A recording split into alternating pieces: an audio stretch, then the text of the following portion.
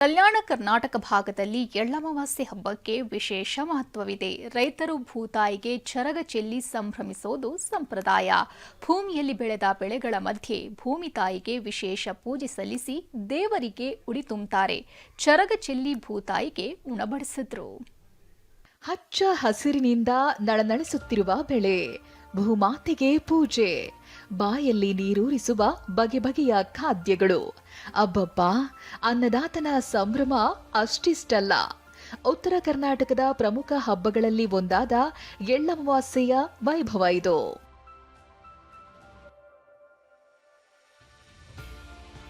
ಬಾಗಲಕೋಟೆಯ ಗುಳೇದಗುಡ್ಡ ತಾಲೂಕಿನ ತೆಗ್ಗಿ ಗ್ರಾಮದಲ್ಲಿ ಎಳ್ಳಮಾವಾಸ್ಯೆಯ ಸಂಭ್ರಮ ಮನೆ ಮಾಡಿತ್ತು. ಭೂಮಾತೆಗೆ ಭಕ್ತಿಯಿಂದ ಚರಗ ಚೆಲ್ಲಿ ಹೊಲದಲ್ಲಿ ಭರ್ಜರಿ ಭೋಜನ ನಡೆಯಿತು.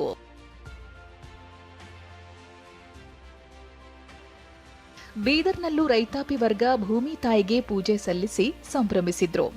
ಈ ದಿನ ಹೊಲದಲ್ಲಿ ಬಂದು ಹಬ್ಬ ಮಾಡೋದ್ರಿಂದ ಲಕ್ಷ್ಮಿ ಒಲಿಯುತ್ತಾಳೆ ಅನ್ನೋದು ರೈತರ ನಂಬಿಕೆ.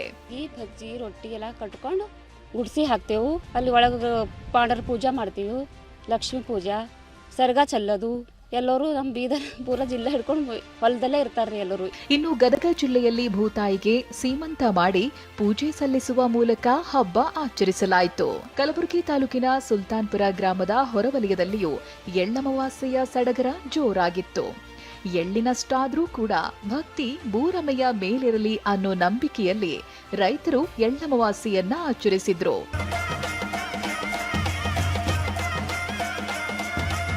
ಯಾದಗಿರಿ ತಾಲೂಕಿನ ಹೆಡಗಿಮುದ್ರ ಗ್ರಾಮದಲ್ಲಿಯೂ ಅನ್ನದಾತರು ವಿಜೃಂಭಣೆಯಿಂದ ಹಬ್ಬ ಆಚರಿಸಿದ್ರು.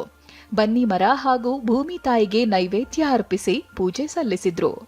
ಕಲ್ಲಿನ ತುಕಡಿಗಳನ್ನ ಪಾಂಡವರ ರೀತಿಯಲ್ಲಿ ಪೂಜಿಸೋದು ಇಲ್ಲಿನ ಜನರ ವಾಡಿಕೆ.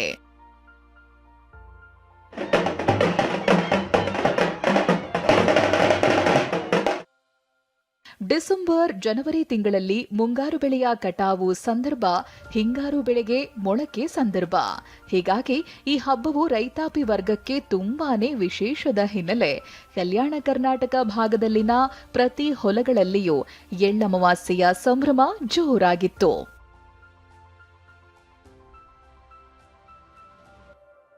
Bureau report, TV9.